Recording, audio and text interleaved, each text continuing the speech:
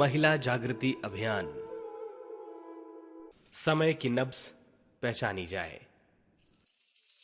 वस्तुतः महाकाल का यह प्रथम आश्वासन है, जिसके पीछे पिछड़ों को ऊंचा उठाकर समता का धरातल बनाने के लिए वचनबद्ध रहने का दैवी शक्तियों ने आश्वासन दिलाया है। लोकमानस भी समय की प्रचंड धारा के विपरीत बने रहने का देर तक दुराग्रह नहीं करता रह सकता। तूफान मजबूत पेड़ों को भी उखाड़ फेंकता है। घटाटोप वर्षा में छप्परों से लेकर झोपड़ों तक को बहते देखा जाता है। पानी का दबाव बढ़े बढ़े बांधों में भी दरार डालने और उन्हें बहा ले जाने का दृश्य प्रस्तुत करता है। यह महाकाल की हुंकार ही है, जिसने नारी को पिछले क्षेत्र से हाथ पकड़कर आगे बढ़ने के लिए धकेला और घसीटा है। अब यह भी निश्चित है कि नारी शिक्षा का द्रुत गति से विस्तार होगा। शिक्षा और व्यवस्था में पुरुष का ही एकाधिकार नहीं रहेगा। नारी शिक्षा की परिवार परिकरों से लेकर शासकीय शिक्षा विभाग तक में समुचित व्यवस्था बनानी होगी। नारी शिक्षा मात्र नौकरी दिलाने में काम आने भर का जादू फुलझड़ी बनकर समाप्त नहीं हो जाएगी, वरन उसके साथ साथ समानता और एकता को हर क्षेत्र में समान अवसर पाने दिलाने की विधि व्यवस्था भी जुड़ी रहेगी। इस कार्य को अध्यापक अध्यापिकाएं करें, नहीं तो हर दिशा में उमड़ती हुई प्रगतिशीलता यह करा कर रहेगी कि नारी अपना महत्व, मूल्य, अधिकार और भविष्य समझे, अनीति मूलक बंधनों को तोड़े और उस स्थिति में रहे जिससे कि स्वतंत्र वातावरण में सांस लेने का अवसर मिले। कहना न होगा कि यही लक्ष्य युग चेतना ने भी अपनाया है तथा नर और नारी एक समान का उद्घोष निखिल आकाश में गुंजायमान किया है। असहाय रहने और अनुचित दबाव के नीचे विवश रहने की परिस्थितियां समाप्त समझनी चाहिए। वे अब बदल कर ही रहने वाली हैं। कन्या जन्म पर न किसी को विलाप करते देखा जाएगा और न पुत्र जन्म पर कहीं कोई बधाई बजाएगा। जो कुछ होगा वह दोनों के लिए समान होगा। अगर अपने घर की लड़की पराये घर का कूड़ा है, तो दूसरे घरों का कूड़ा अपने घर में भी तो बहू के रूप में गृहलक्ष्मी की भूमिका निभाने की आने की तैयारी में संलग्न है। फिर भेदभाव किस बात का? लड़की और लड़के में अंतर किस लिए? दोनों के मूल्यांकन में न्याय तुला की डंडी मारने की मान्यता किस लिए?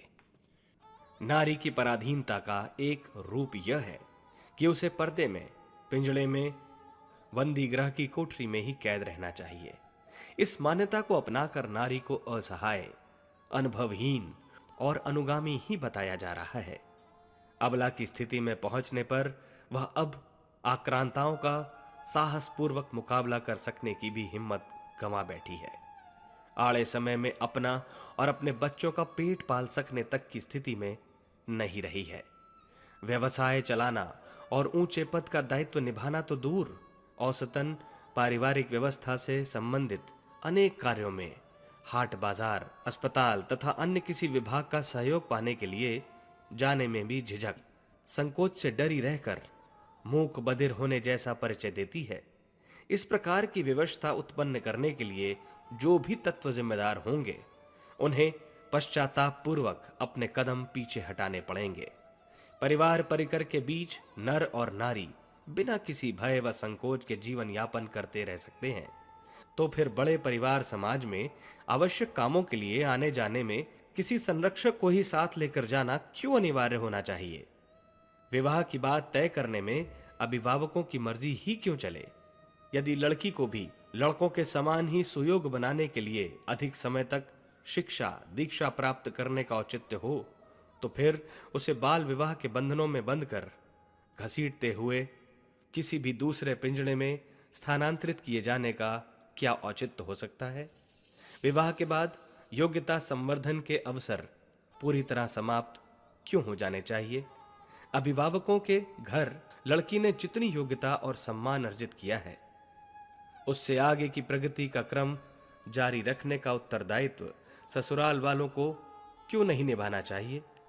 विवाहित होने के बाद प्रगति के सभी अवसर छिन जाने और मात्र कृत दासी की भूमिका निभाते रहने तक ही उसे क्यों बाध्य रखा जाना चाहिए?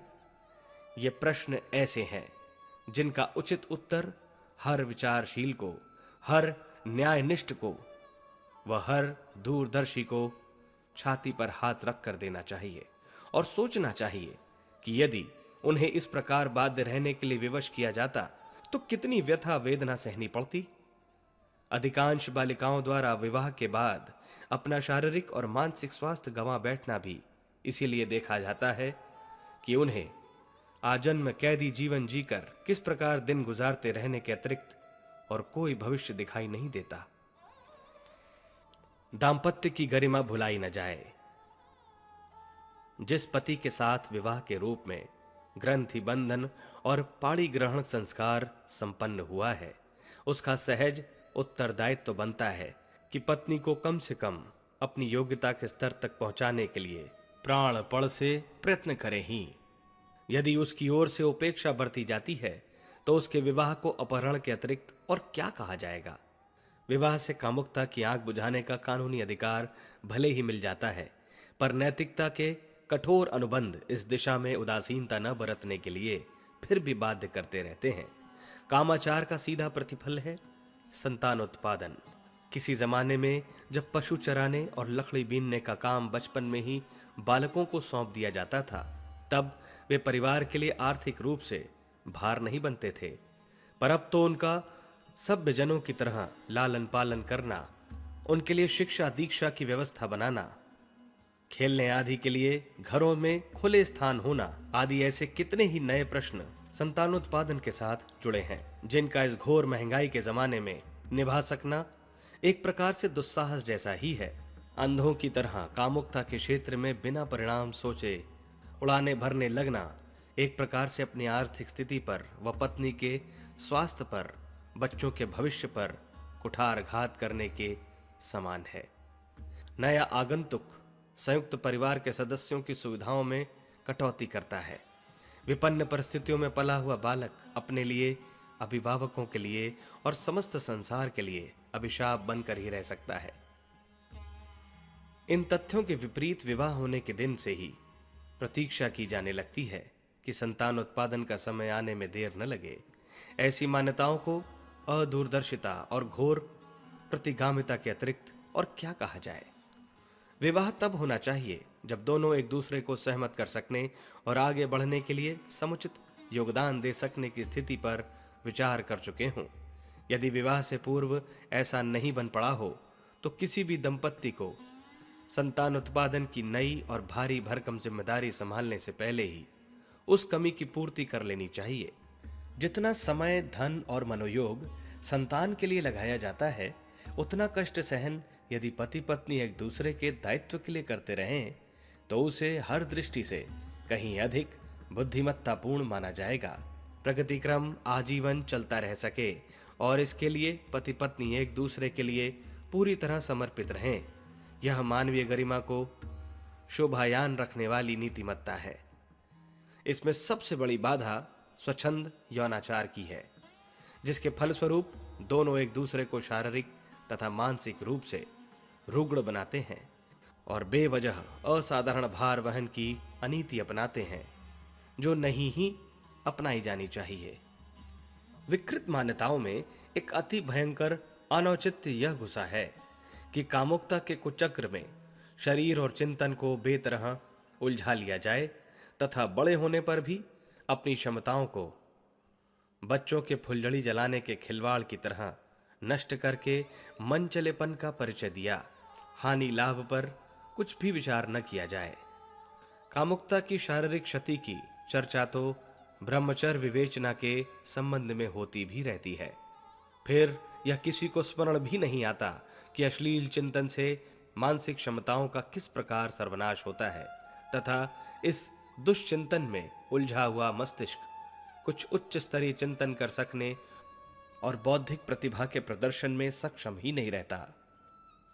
नशेबाजी की कुटेव के उपरांत आत्मघात के लिए प्रेरित करने वाली कामुकता ही है।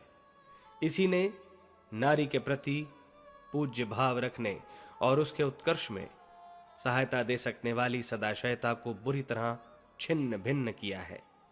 इस दिशा में बढ़ते हुए उत्साह की उड़ान को रोका न गया तो उससे नारी पर तो वज्रपात होता ही रहेगा। बचेगा वह भी नहीं जिसने इस दिशा में उत्साह दिखाया और सरंजाम जुटाया है। जीवनी शक्ति को निचोड़कर नाली में बहा देना इतना अबुद्धिमत्तापूर्ण है कि उसमें असाधारण अभिरुचि लेने वालों को आत्मघाती के अतिरिक्त और कुछ नहीं कहा जा सकता। नर और नारी के बीच भाई भाई जैसा व बहन बहन जैसा सहयोगी रिश्ता रहना चाहिए। संतान उत्पादन की जब अनिवार्य आवश्यकता सूझ पड़े तभी उस खौलते पानी में हाथ डालना चाहिए। विश्व एवं समाज की स्थिति को देखते हुए स्पष्ट होता है कि इन दिनों तो बढ़ती जनसंख्या का अभिशाप ही अकेला ऐसा है जिससे हर क्षेत्र में इतनी समस्याएं, कठिनाइयां और विपत्तियां बढ़ती जाती हैं, जिनके कारण संतुलन बैठाने के लिए प्रगति के कोई भी प्रयास संतोषजनक रीति से सफल नहीं हो पा रहे हैं।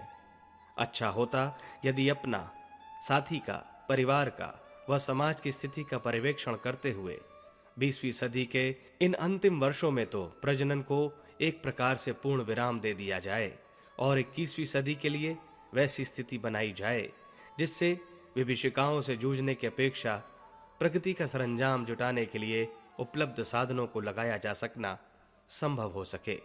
कामुकता के प्रति असाधारण उत्साह कभी क्षम्य रहा होगा, पर अब तो उस दुश्चिंतन को यथावत अपनाए रहने पर खतरे ही खतरे हैं। आतिशबाजी के खेल खेलने की तरह उस रुझान पर भी समय रहते अंकुश प्राप्त कर लिया जाए। नारी उत्कर्ष के संदर्भ में तो इस परिमार्जन को एक महती आवश्यकता की तरह ही हर किसी को हृदयंगम करना चाहिए।